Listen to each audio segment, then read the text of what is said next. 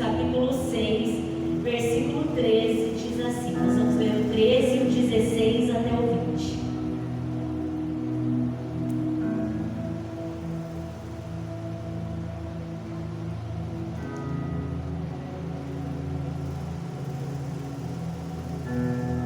Todas as coisas me são lícitas, mas nem todas as coisas convêm. Todas as coisas me são lícitas, mas eu não me deixarei dominar por nenhuma. 16. Ou não sabeis que o que se ajunta com a meretriz faça um corpo com ela? Porque serão, disse, dois numa só carne. Mas o que se ajunta com o Senhor é o mesmo Espírito. Fugir da prostituição. Todo pecado que o homem comete é fora do corpo, mas o que se prostitui peca contra o seu próprio corpo. Ou não sabeis que o nosso corpo é templo do Espírito Santo que habita em vós, proveniente de Deus, e que não sois de vós mesmos, porque fostes comprados por bom preço? Glorificai, pois, a Deus no vosso corpo e no vosso espírito, os quais pertencem a Deus. Você pode colocar sua mão sobre o seu coração nessa noite e pedir para que o Senhor continue falando com você, para que você possa ser transbordante da presença dele hoje. Amém? Feche seus olhos. Senhor maravilhoso e bendito, nós somos a tua igreja, estamos aqui disponíveis para te escutar. Fala conosco, Senhor, de uma maneira poderosa, tremenda. Enche o nosso coração da tua presença, a ponto de sermos daqui cheios da tua glória, Senhor. Que o Senhor possa nos corrigir em amor, Senhor. Que o Senhor possa falar conosco de uma maneira poderosa, santa, Senhor, e edificar os nossos corações, Senhor, para que a palavra ministrada hoje produza frutos abundantes, Senhor, frutos que vão prosperar durante muitos e muitos dias na vida dos meus irmãos, das minhas irmãs, na minha vida, Senhor. Nós te entregamos, Senhor, nosso coração. Fala conosco nessa noite. Estamos desejosos da tua presença. Amém, Jesus. Vamos então entender o que está acontecendo aqui. Quem é que disse essas palavras? Para quem é que ele se direcionou? Em que contexto essa pessoa está falando isso? E o que tudo isso tem a ver conosco no século XXI? Nós estamos diante da carta do apóstolo Paulo à igreja de Corinto. Paulo é um dos maiores escritores do Novo Testamento. 13 cartas ele escreveu. Os ensinamentos de Paulo vão conduzir a igreja até os dias de hoje. E você sabe que ele se converteu de uma maneira bastante interessante. Jesus falou com ele no meio do caminho. Ele caiu com o rosto em terra. E ele começou então a ouvir ao Senhor Jesus e não parou mais. E é esse Paulo, pregador, cheio do Espírito Santo de Deus, que escreveu uma carta para a igreja de Corinto.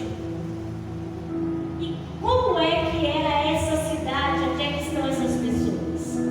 A cidade de Corinto é uma cidade portuária. Então tinha porto ali, as pessoas desembarcavam, navios ali.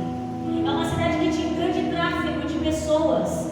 Vinha gente de toda a região, de toda parte. Era uma cidade muito bonita, uma cidade turística. E na cidade de Corinto tinha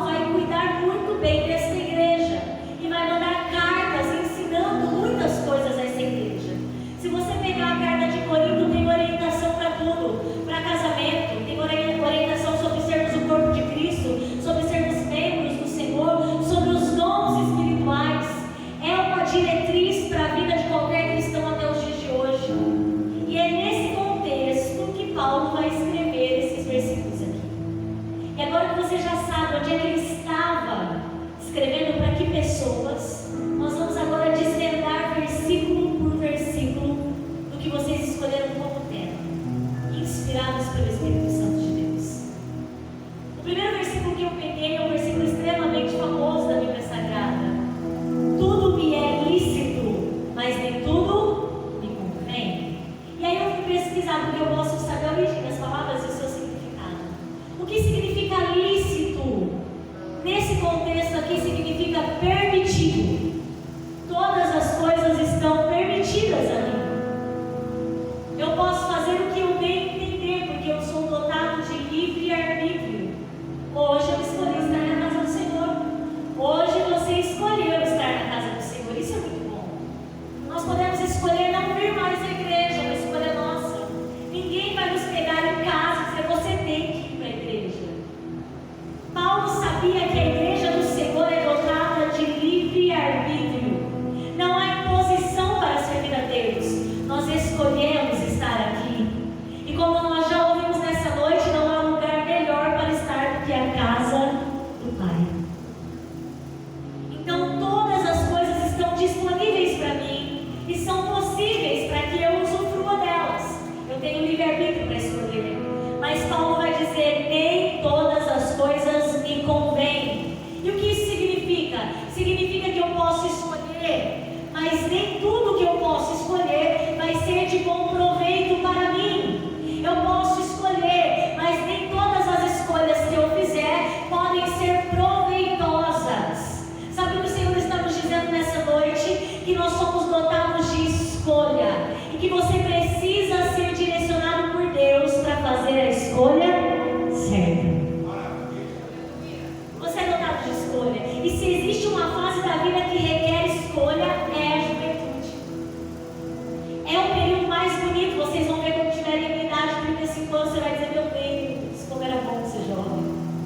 Não que eu não seja, pertinho ali, né?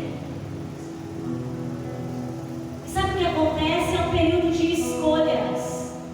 Vocês estão no processo de escolha.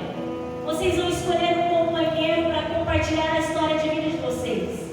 Vocês vão escolher a profissão que vão ter, vão estudar sobre ela. Vocês vão escolher se vocês vão casar mais cedo, mais tarde, se não vão se casar por hora. Vocês vão fazer escolhas. E se eu pudesse dar um nome para a juventude, o nome seria um período de semeadura. Porque o que você semeia agora, você colherá depois em Cristo Jesus. Sabe por que eu estou pregando hoje? Porque na época que eu tinha 15, 16 anos, eu comia Bíblia. Sabe por que eu me casei com uma boa pessoa? Porque quando eu tinha 15, 16 anos, eu orava a Deus e plantava, Senhor, eu preciso de um companheiro, Senhor. O que você faz hoje aqui na casa do Senhor se chama semeadura. E o que você semeia em Deus, você colherá em Deus.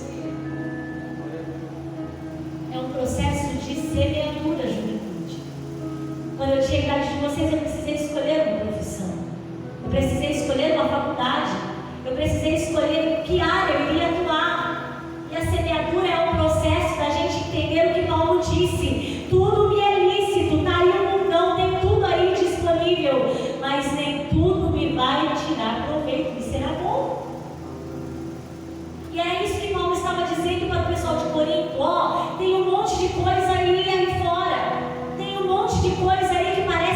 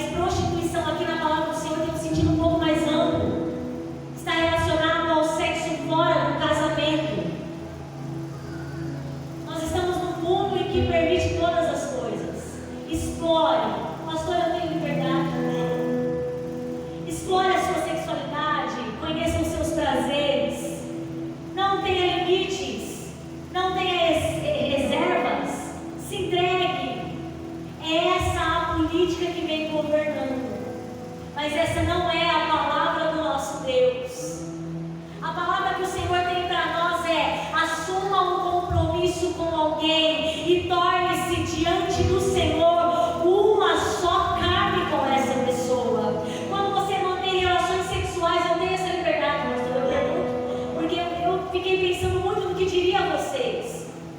Quando você tem relações sexuais com alguém, você está se aliançando a este alguém e tornando-se um com essa pessoa, num ato de extrema intimidade.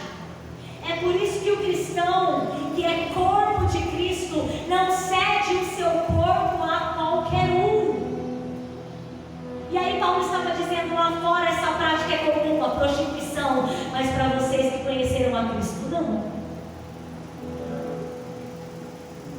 E aí Paulo vai ensinar a eles que nós somos de Deus e que o nosso corpo também é de Deus.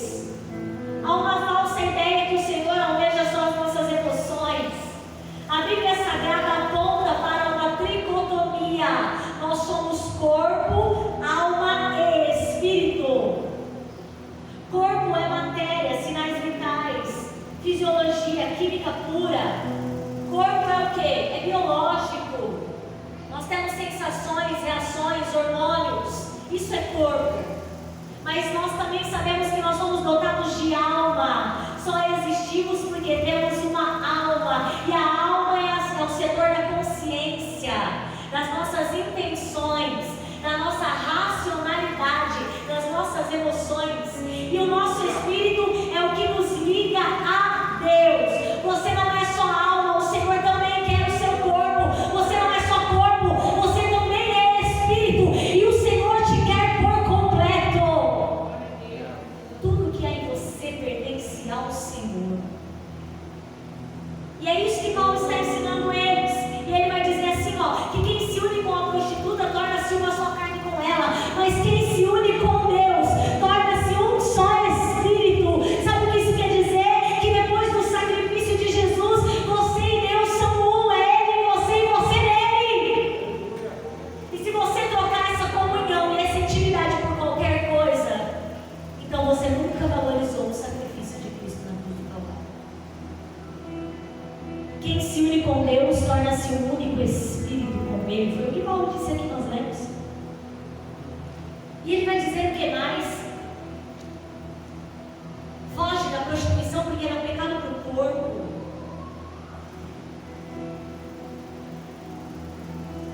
E aí ele vai entrar num assunto bem interessante. Não sabeis que o nosso corpo é templo do Espírito Santo? Paulo não diz isso uma única vez, ele vai falar isso em 1 Coríntios, no capítulo 3, ele vai falar isso em Romanos. Ele gosta de reiterar essa ideia de que o nosso corpo é templo do Espírito Santo. E eu não sei se você sabe o que é templo, mas templo é edifício levantado em homenagem a alguém. Você não está do lado de qualquer pessoa, você está do lado de alguém que é um edifício levantado para homenagear a Deus. Você não é pouco, você é templo do Espírito Santo de Deus. Então não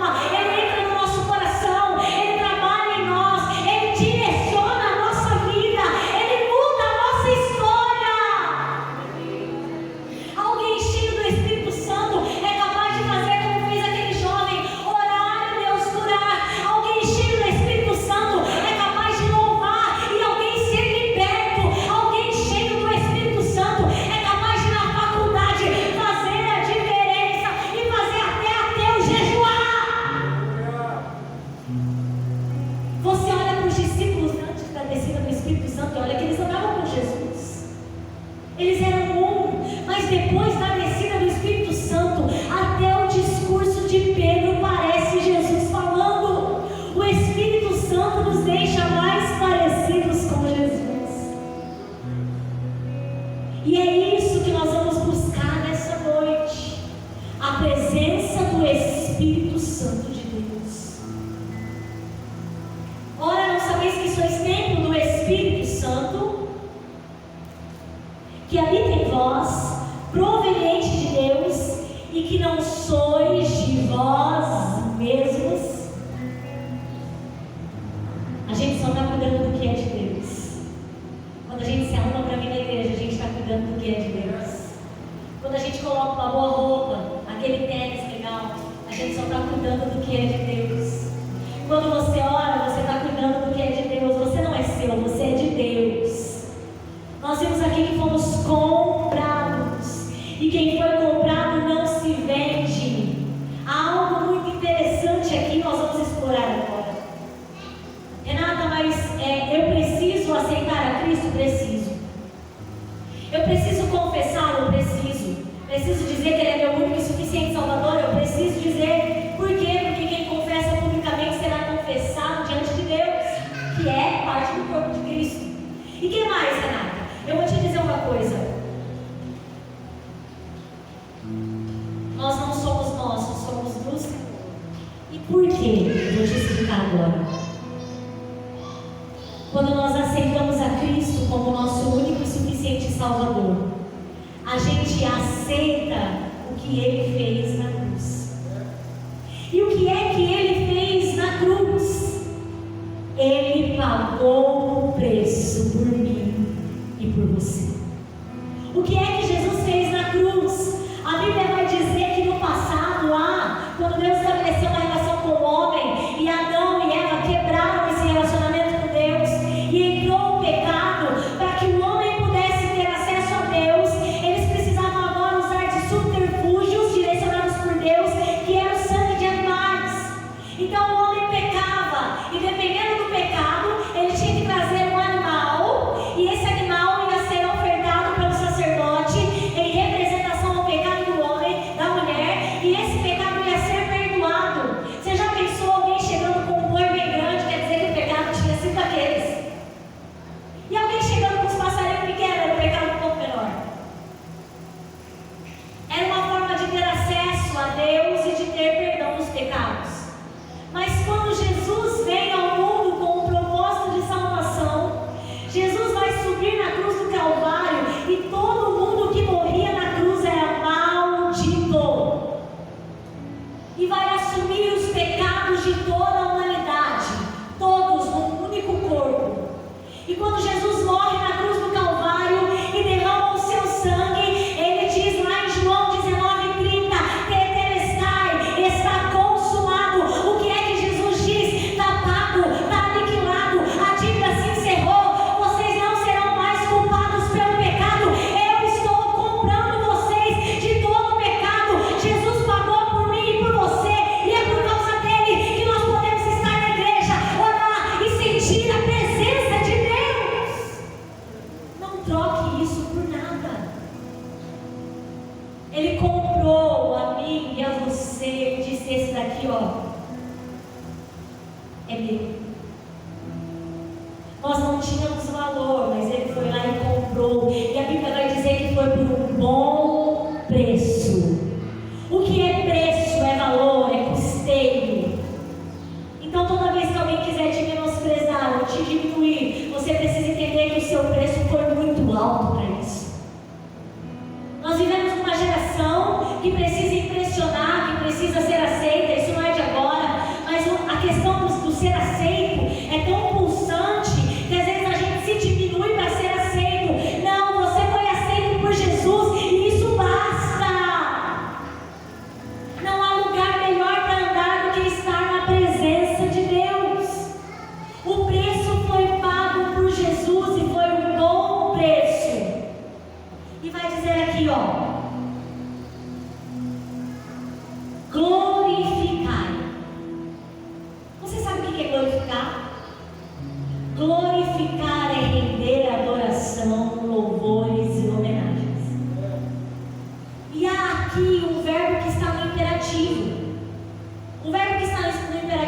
pode significar comando, ordem ou uma instrução. Paulo estava então dizendo que Jesus pagou o preço da cruz do Calvário, um bom preço por nós, e que nós temos um papel agora: glorificai, rendei glórias e adoração. E aí ele vai usar uma conjunção conclusiva, pois, ou seja, por que nós devemos glorificar? Paulo chega a uma conclusão: glorificai, rendei glórias a Deus, pois vosso corpo e vosso espírito, no vosso corpo e no vosso espírito, os quais pertencem a Deus. Eu preciso glorificar a Deus no meu corpo e no meu espírito. E aí eu quis entender por que ele usou essas duas distinções. E agora nós vamos nos aprofundar nisso. Por que Paulo usou duas distinções? Como é que eu glorifico a Deus no meu corpo? E como é que eu glorifico a Deus no meu espírito? Então vamos entender. Glorificar é honrar, é dar louvores, é homenagear alguém que é merecedor do meu louvor e da minha honra. Como é que eu faço isso no meu corpo, Renata? E aí eu fui pesquisar indícios bíblicos para que a gente pudesse usar nessa noite. Quando você pesquisa lá sobre a adoração a Deus, você vai cair em salmos. E muitos dos salmos vai dizer: com a minha boca cantarei louvores, exaltarei o Senhor. E muitos dos salmos vai dizer: levanto as minhas mãos ao Deus do céu e da criação. Todas as vezes que eu uso o meu corpo para bendizer ao Senhor, eu estou louvando a Ele no meu corpo. E é tão interessante algo, que quando você vai ver alguém indo adorar a Jesus, ou indo adorar no templo, ou indo adorar, você vai ver que essa pessoa se prostra. Vou te dar um exemplo. Lembra da mulher que estava com aquele unguento perfumado? Ela se prostra e derrama o unguento em Jesus. Você lembra da cananeia? Ela se prostra e adora Jesus. Você se lembra das pessoas que precisam de milagre? Eles se prostram e adoram a Jesus. Todas as vezes que eu me coloco de joelhos, o meu corpo está louvando a Deus. E por que eu louvo? Porque Ele me comprou, porque Ele me amou, porque Ele me basta. Então o corpo denuncia o nosso louvor a Deus. Eu estava conversando com a Marina hoje e nós falávamos sobre essa tricotomia. Não há uma divisão explícita, você não vai ver a palavra tricotomia na Bíblia. Nós entendemos isso através da leitura dos textos. E eu disse algo interessante, nós conversávamos e eu pensei num negócio que Deus falou comigo. Você já reparou que o nosso corpo dá sinais de tudo? Vou te dar um exemplo. Quando nós estamos extremamente ansiosos, nosso corpo denuncia isso. Agitação, inconstância, correria, a gente denuncia isso no corpo.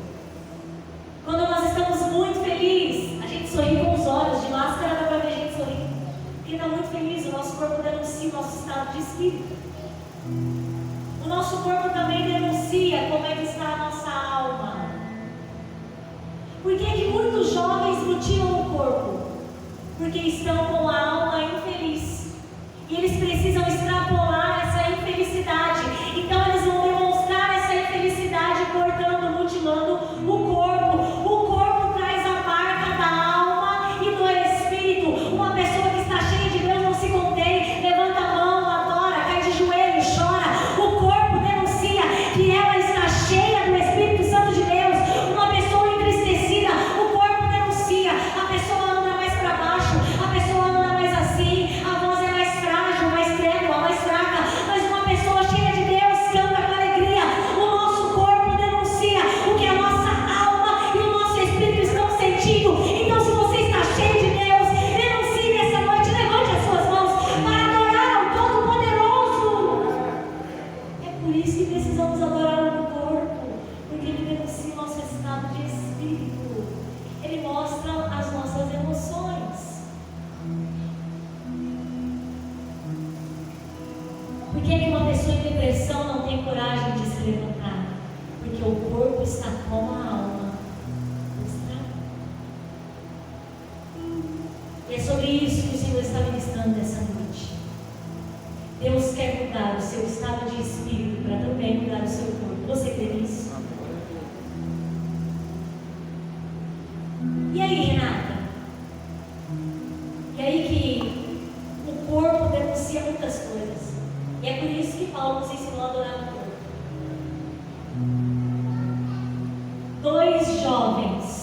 Duas pessoas nasceram e tinham marcas no corpo que eles eram de Deus. 2 moços, meninos, nasceram e algo denunciava que eles eram de Deus. O mais antigo, Sansão. A sua mãe era estéril, não podia ter filhos. O anjo do Senhor vai lá e fala com ela: olha, você era estéril até hoje. A partir de agora você vai gerar um filho que é um projeto de Deus. E esse menino não vai passar navalha nos cabelos. Então, quando as pessoas olhavam para Sansão, um menino de cabelos compridos, logo o povo de Israel já identificava como uma lei, lá no livro de Levítico, se não me engano, de Números, não estou recordando bem ao certo, que falava sobre o nazireado. Quem não cortava o cabelo era porque tinha feito um voto com Deus, e esse voto era de separação. A pessoa podia fazer um voto por um período. Então, por um período eu vou fazer um voto, homens e mulheres, e eu não vou cortar o cabelo, não vou beber bebidas oriundas da vide, nem bebidas alcoólicas, vou fazer um propósito com Deus, um voto. Mas Sansão não, Sansão nasceu com uma ordem de Deus de ser diferente. O anjo do Senhor vai lá e diz para a mãe dele: ó, ele nunca vai cortar o cabelo, ele nunca vai passar a navalha no cabelo dele, e desde agora você, mãe, não vai comer nada imundo, nenhum animal daqueles da lista, vai que não podia. E você, mãe, não vai ingerir nada que venha da vide, nada que seja alcoólico, porque você está preparando o seu organismo para gerar alguém especial. E aí Sansão vai nascer e vai crescer, e o seu corpo evidencia que ele é de Deus. Será que a maneira que nós estamos nos portando evidencia que nós somos de Deus? Eu não estou dizendo de roupa, eu estou dizendo de postura, eu estou dizendo de atitudes. Todo mundo sabia que Sansão era de Deus, porque Sansão tinha um cabelo comprido, o corpo dele marcava isso. Mas acontece que Sansão vai fazer escolhas, e uma das escolhas de Sansão foi se relacionar com quem não era de Deus. Quem são os seus amigos? Que tipo de pessoas estão no seu rol de relacionamento? Dessas escolhas equivocadas de Sansão, do livre-arbítrio que ele tinha, ele escolheu se relacionar com Dalila. E enquanto ela não tirou dele o segredo da sua força, ela não parou de incomodá-lo. Você não precisa de pessoas que tirem a sua força. Você precisa de pessoas que te levem para perto de Deus. Você não precisa de pessoas que te julgam menos. Você precisa de pessoas que te levam para perto de Deus. Ela fez até arrancar dele a informação que ela precisava. Passa-se uma navalha no cabelo de Sansão e ele perde as forças. O corpo de Sansão denuncia que ele pecou. Não tem mais cabelo, não tem mais força.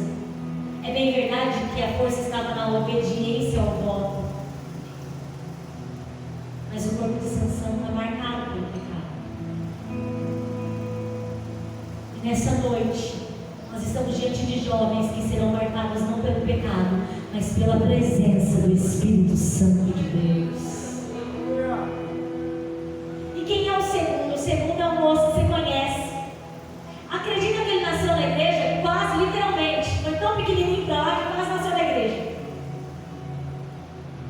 A Bíblia vai dizer que a mãe dele queria muito ter um filho, e ela ora, e ora até o Senhor responder. Um dia ela vai triste na igreja, e ela ora com tanta sinceridade, e ela diz: Senhor, se o Senhor me der um filho e for um menino, eu te entrego ele de volta. E eu sei que eu estou diante de jovens aqui que são resposta do desejo de mulheres que queriam muito ser mães e que ofereceram vocês para Deus. E sabe o que isso quer dizer?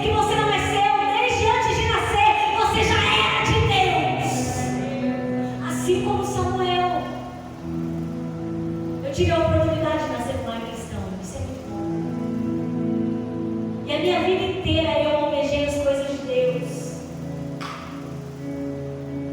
E eu vou dizer para você, não perdi nada lá fora. Porque existe uma diferença entre perda e honestidade.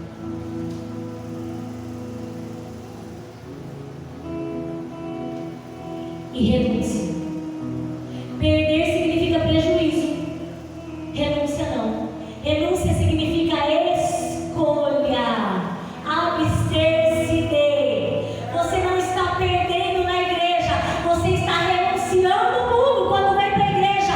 Você não está sofrendo prejuízo. Você está acrescentando o seu tempo com Deus. Quem anda com Deus não perde. Quem anda com Deus sofre o processo da renúncia, mas é recompensado com a presença do Espírito Santo de Deus.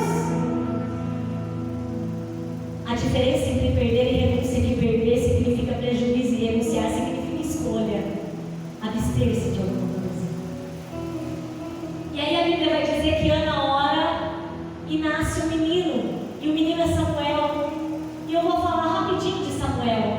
Samuel foi levado por alguns anos de idade lá para a casa do Senhor. E ele literalmente morava no templo, na casa do sacerdote Eli. Uma casa que estava todo mundo corrompido. E Samuel vivia na igreja. Ele acordava para abrir o portão da igreja. Ele limpava a igreja. Ele andava na igreja o tempo todo. Ele dormia numa casa anexa à igreja. Ele vivia na igreja, mas ele não tinha tido um encontro com Deus.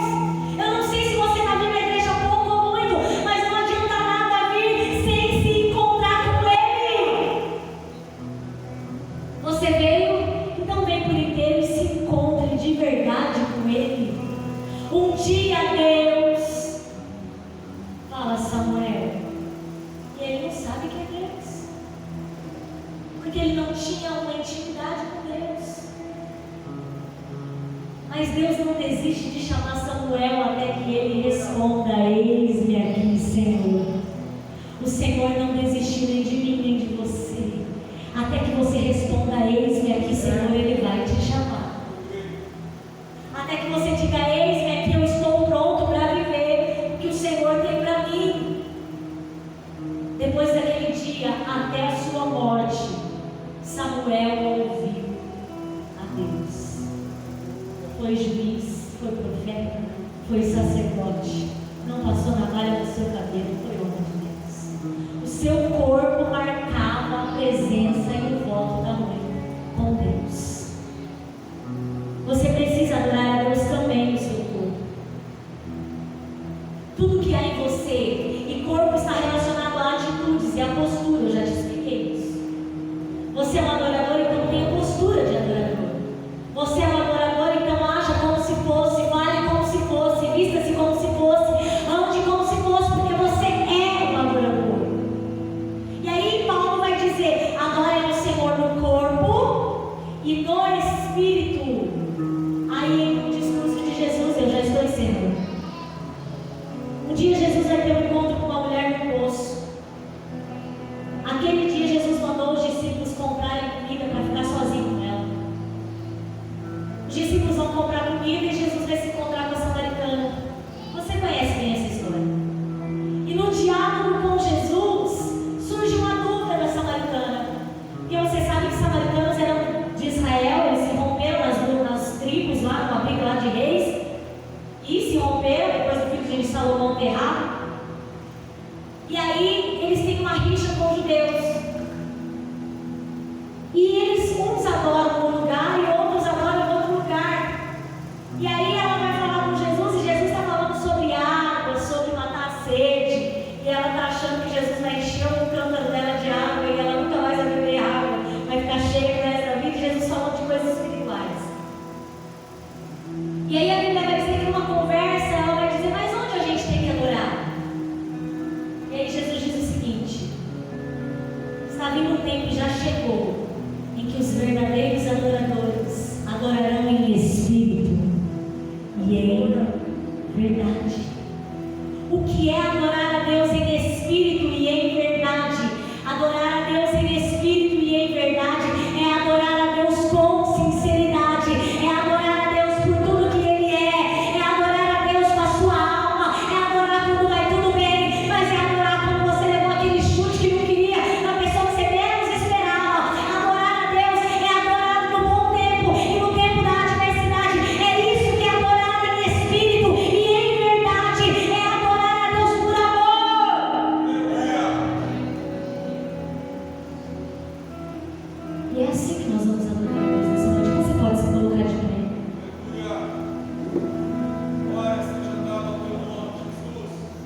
Adore a Deus no seu corpo, nas suas atitudes. Adore a Deus em espírito e em verdade, com toda a sinceridade que é em você. Adore a Deus no seu corpo, levantando a mão, abrindo a boca, se prostrando no chão se necessário for. Adore a Deus, por quê? Porque Ele pagou o preço que eu e você não podíamos pagar. E Ele nos comprou com o seu sangue puro na cruz do Calvário. E por causa dele nós temos acesso a Deus. E a Bíblia diz que o Senhor tem boas coisas a dar aos seus filhos.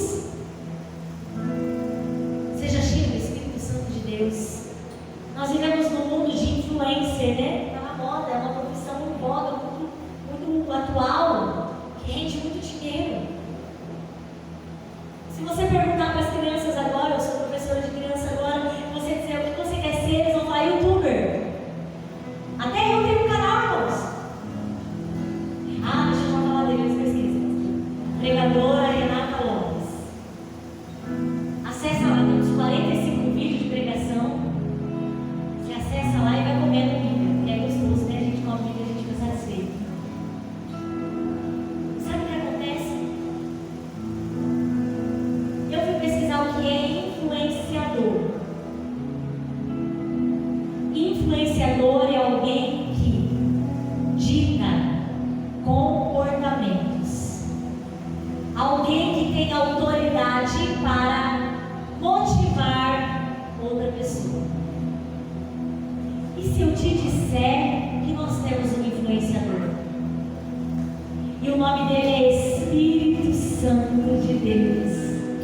Sabe por quê? Porque um dia Jesus falou para os seus discípulos que o Espírito Santo de Deus nos ensinaria todas as coisas.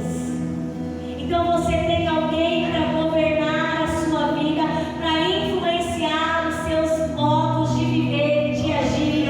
E não é ninguém que está na moda agora, é alguém que foi dado de presente há mais de 2000 anos atrás e se chama Espírito Santo. É Ele que vai te influenciar a ficar do jeito que Deus quer. É Ele que vai influenciar a tua fala, a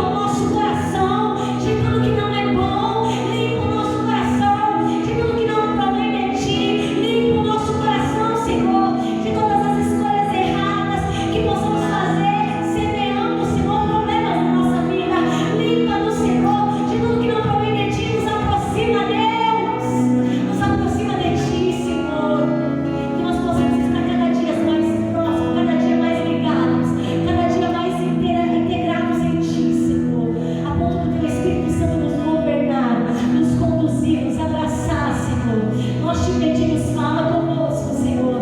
Que a tua voz seja mais alta do que qualquer voz, meu Deus. Que o Senhor venha nos guardar sobre a tua mão poderosa. Que o teu Espírito Santo nos acompanhe na nossa entrada e na nossa saída. Que ao nosso redor só estejam pessoas que nos deixem mais fortes e não mais fracos, Deus. Que ao nosso redor, Senhor, a nossa dianteira e a nossa retaguarda esteja, Senhor, pessoas que amam a Deus e que nos levem mais perto de Deus. Senhor, nós te pedimos perdão de todos os nossos pecados. Senhor, nós reconhecemos o sacrifício da cruz do Calvário e desejamos, Senhor, que o Senhor governe, que o Senhor domine as nossas vidas, porque o Senhor é o nosso Deus. Você pode se sentar dando glória a Deus?